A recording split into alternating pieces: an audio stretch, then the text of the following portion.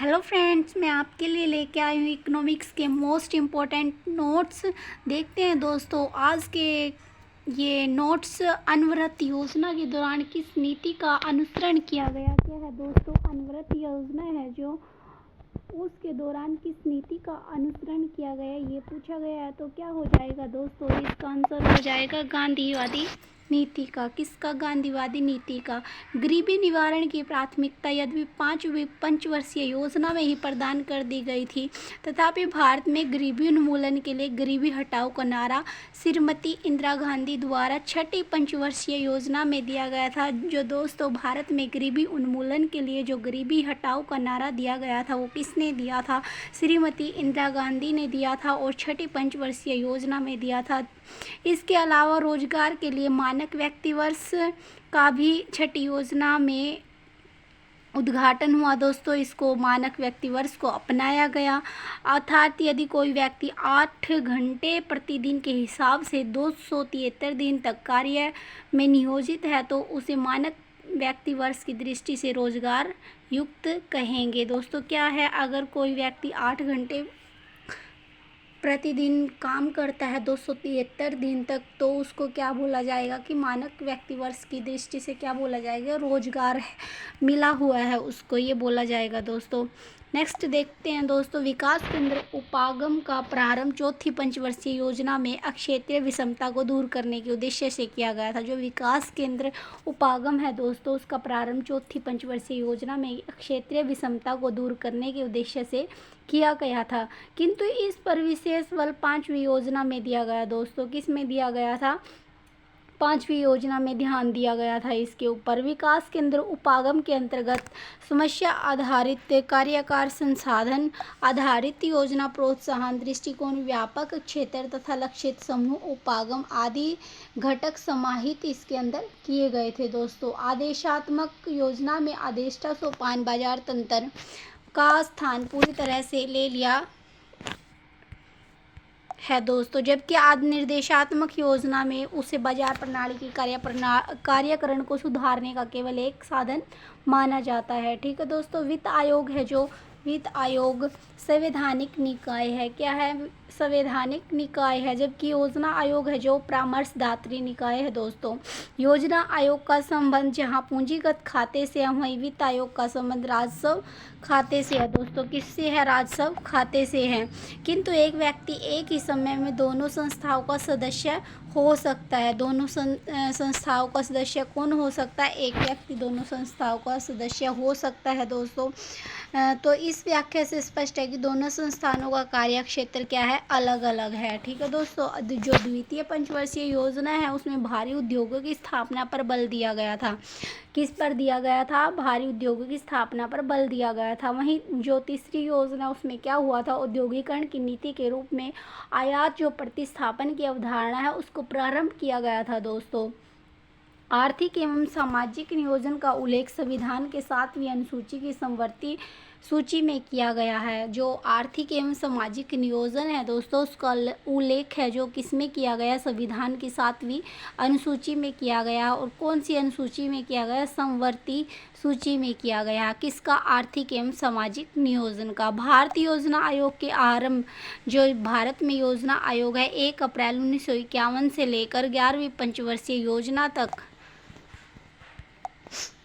पंचवर्षीय योजनाओं में अनाच्छादित कुल वर्षों की संख्या 6 है। क्या दोस्तों? भारत में जो योजना आयोग का आरंभ है 1 अप्रैल 1951 से लेकर 11वीं पंचवर्षीय योजना है जो उनमें अनाच्छादित कुल वर्षों की संख्या क्या है? 6 है। 1966 से जो 69 3 वर्ष हो जाएगा। क्या हो जाएगा दोस्तों? 1966 से 69 3 वर्ष, 1979 से 80 1 वर्ष और 1990 से 92 2 वर्ष। ठीक है। 8वीं पंचवर्षीय योजना को मानव विकास के सारे विकास प्रयासों का क्या माना जाता है? सार तत्व माना जाता है। सार तत्व माना जाता है। भारत में स्वयं पोषित विकास का उद्देश्य क्या हो जाएगा? सर्वप्रथम चतुर्थ जो पंचवर्षीय योजना है उसमें अपनाया गया था। इसको किसको अपनाया गया था? स्वयं पोषित विकास के उद्देश्य को किसमें अपनाया गया था? जो चौथी पंचवर्षीय योजना हो उसमें। ठीक है दोस्तों। तीसरी पंचवर्षीय योजना में खाद्यान्नों के क्षेत्र में आता आत्मनिर्भरता का लक्ष्य अपनाया गया। जो तीसरी योजना है दोस्तों, उसमें क्या हुआ था, खाद्यान्नों के क्षेत्र में आत्मनिर्भरता का लक्ष्य अपनाया गया। जो शिक्षा क्षेत्र के लिए 11वीं पंचवर्षीय योजना की जो विषय वस्तु है उसको क्या बोला जाता है, अनिवार्य प्रारंभिक शिक्षा। नेक्स्ट क्वेश्चन देखते हैं दोस्तों, हमारा आज का नेक्स्ट क्वेश्चन हो जाएगा सामाजिक क्षेत्र। सामाजिक क्षेत्र की अगर मैं बात करूं तो कृषि एवं ग्रामीण विकास पर क्या है, कृषि एवं ग्रामीण विकास पर ये क्या हो जाएगा दोस्तों, 4,37,000 क्या है, 4,37,450 करोड़ रुपए। परिवहन पर और 5,72,443 करोड़ रुपए ऊर्जा पर। ठीक है दोस्तों, क्या है, ग्रामीण विकास पर कितने, 4,37,450 करोड़ रुपए, और जो परिवहन है उस पर कितना खर्च किया गया, उस पर 5,72,443 करोड़ रुपए। जो ऊर्जा है उस पर 8,54,123 करोड़ रुपए। और सामाजिक क्षेत्र पर दोस्तों क्या हो जाएगा, 1,10,000 क्या हो जाएगा, 11,02,327 करोड़ रुपए। ठीक है दोस्तों, अगर मैं बात करूँ तो 11वीं पंचवर्षीय योजना की दोस्तों क्या हो जाएगा, 11वीं पंचवर्षीय योजना में कितने IIT स्थापित किए गए हैं, तो ये 8 हो जाएगा दोस्तों। कितने हो जाएगा, 8 IIT स्थापित किए गए हैं। 12वीं पंचवर्षीय योजना जो सामाजिक सेवाओं पर पर्याप्त वृद्धि हुई, उसमें क्या हुआ, सर्वाधिक व्यय का प्रावधान है, किस पर है, शिक्षा क्षेत्र और उसके बाद स्वास्थ्य पर। ठीक है, शिक्षा क्षेत्र और स्वास्थ्य पर। सरकार के समावेशित वृद्धि लक्ष्य को आगे ले जाने में स्वयं सहायता समूहों, सक्षम लघु और मध्यम उद्योगों को प्रोत्साहन प्रत्यक्ष रूप से तथा शिक्षा का अधिकार अधिनियम को लागू करना अप्रत्यक्ष रूप से सहायक साबित हो सकते हैं।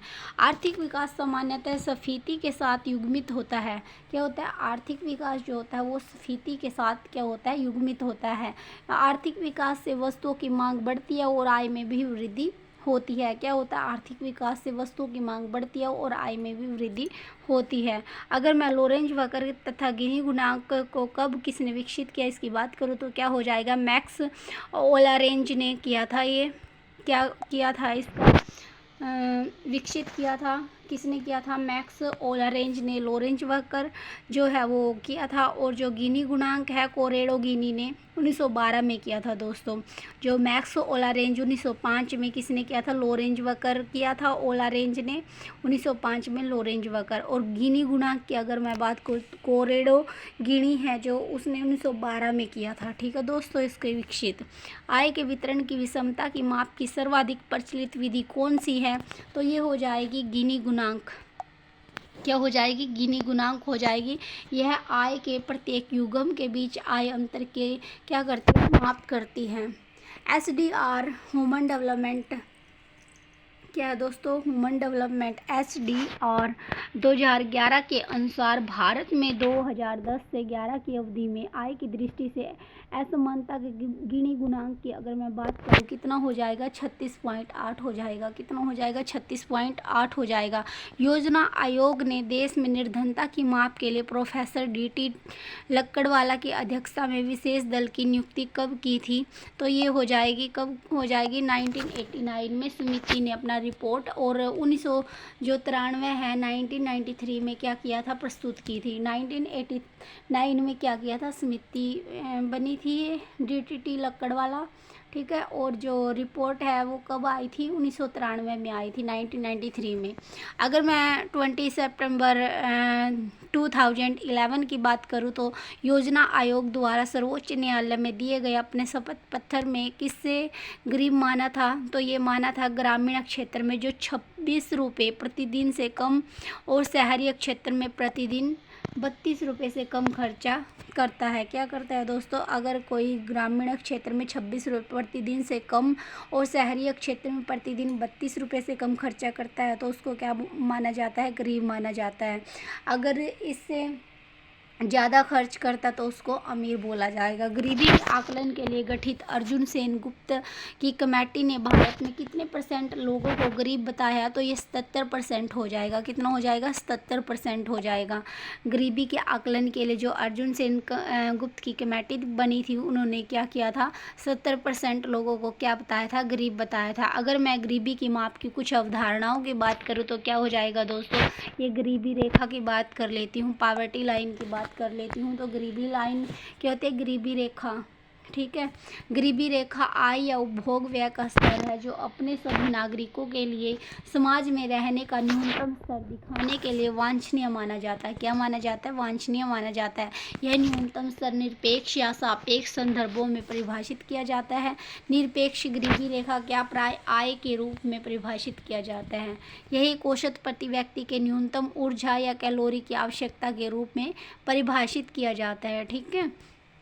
ये था आज का हमारा सेशन। सो आपको ये सेशन पसंद आया होगा तो प्लीज़ वीडियो को लाइक कीजिए, शेयर कीजिए और कमेंट करना ना भूलिए।